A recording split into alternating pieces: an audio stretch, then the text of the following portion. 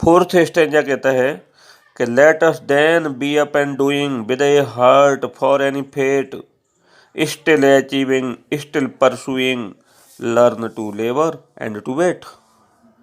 Late us then, तो आओ हम, बी अप, उठ जाएं, एंड डूइंग, और कार्य करें। तो फिर आओ हम उठ करके खड़े हो जाएं और कार्य करने में जुट जाएं। विद ए हार्ट, हिम्मत के साथ, फॉर एनी फेट, किसी परिणाम को प्राप्त करने के लिए, किसी परिणाम को प्राप्त करने के लिए, कुछ तरक्की का कार्य करने के लिए, कुछ बड़ा कार्य करने के लिए हम हिम्मत के साथ जुट जाएं। स्वामी विवेकानंद के उस मैसेज की तरह जिसमें वो कहते हैं उठो जागो और लक्ष्य प्राप्त करने तक रुको मत, बिल्कुल उसी तरह से कवि कहता है स्टिल अचीविंग, हमेशा प्राप्त करते जाएं, स्टिल परसुइंग, और हमेशा जुटे रहें, प्राप्त करते जाएं, छोटी छोटी उपलब्धियां प्राप्त करते जाएं, लेकिन फिर भी रुके ना, आगे बढ़ते जाएं।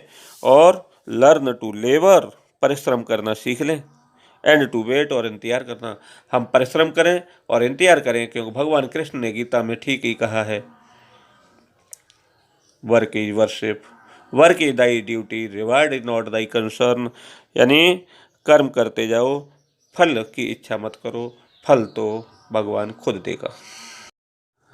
थर्ड स्टेंजा कहता है कि in the world's broad field of battle, in the bivouac of life, be not like dumb driven cattle, be a hero in the strife. In the world, इस संसार के, इस दुनिया के, ब्रॉड फील्ड, बड़े से मैदान में, ऑफ बैटल, युद्ध के, अर्थात यह संसार एक युद्ध का विशाल मैदान है। इन द बिबक ऑफ लाइफ, और जीवन के इस डेरे में, डेरा मीन्स अस्थाई समय, अस्थाई पड़ाव, जो रात भर के लिए डाला जाता है। जब सेनाएं एक जगह से दूसरी जगह कूच करती हैं, जाती हैं, तो रास्ते में थोड़े समय के लिए जहाँ रुकते हैं उसे डेरा कहते हैं। तो जीवन एक डेरा है और ये संसार एक विशाल युद्ध का मैदान है। इसमें बी नॉट लाइक डम्ब, गूंगों की तरह मत बनो, ड्राइवन कैटल, हांके जाने वाले जानवरों की तरह। इस विशाल संघर्षों के इस युद्ध के मैदान में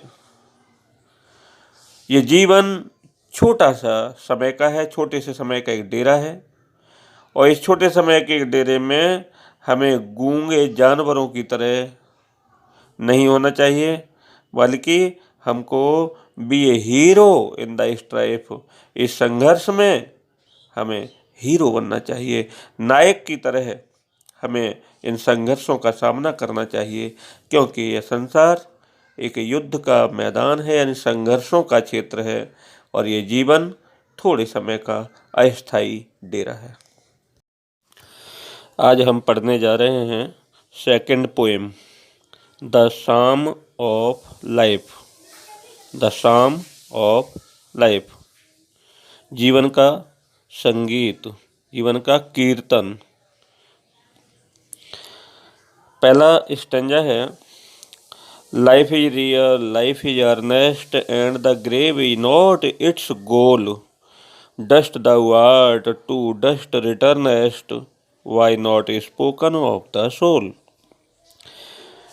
जीवन वास्तविक है, लाइफ इज रियल, जीवन वास्तविक है, लाइफ इज अर्नेस्ट, जीवन गंभीर विषय है, and the grave is not its goal, और कब्र तक जाना अर्थात मृत्यु को प्राप्त करना ही इसका उद्देश्य नहीं है। अर्थात जीवन एक वास्तविकता है, जीवन एक गंभीर मामला है। ये जीवन कोई मामूली गुब्बारा, या कह सकते हैं हवा, या कह सकते हैं एक मिट्टी का डेला, कागज की नाव जैसा अवास्तविक नहीं है, बल्कि एक वास्तविकता है।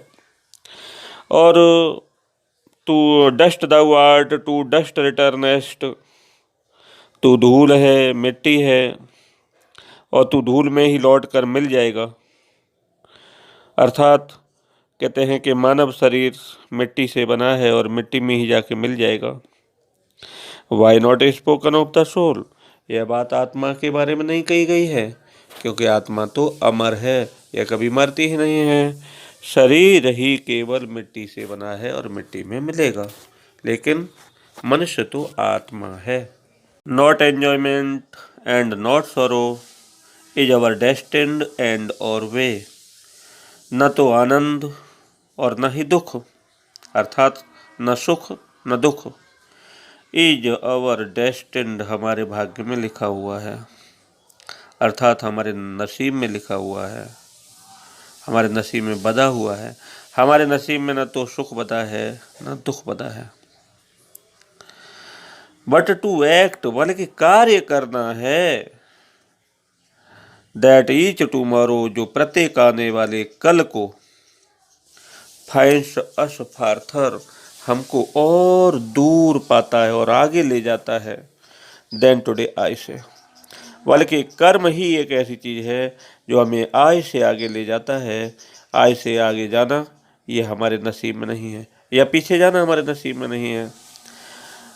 यानी दुख या सुख प्राप्त करना हमारे नसीब में लिखा हुआ नहीं है, बल्कि कर्म ही है जो हमें आय से आगे या पीछे ले जाता है।